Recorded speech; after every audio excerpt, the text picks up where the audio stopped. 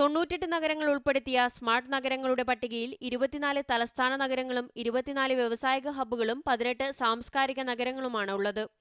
നരേന്ദ്രമോദിയുടെ മണ്ഡലമായ വാരണാസി, സോണിയാഗാന്ധിയുടെ മണ്ഡലമായ റായ്ബറേലി, അഹമ്മദാബാദ്, ലക്നൌ, ഗാന്ധിനഗർ, ബറോഡ, മുംബൈ, ചെന്നൈ, കോയമ്പത്തൂർ, മുസഫർപൂർ എന്നീ നഗരങ്ങളും ലക്ഷദ്വീപിൽ നിന്ന് കവരത്തിയും പട്ടികയിലുണ്ട്.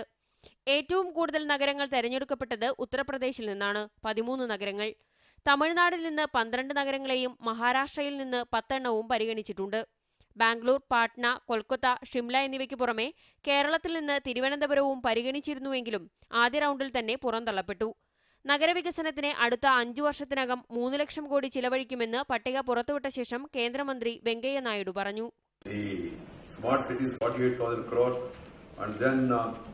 Housing 2 lakh crores, then another 50,000 crores under Amrut. All of them come around 3 lakh crores.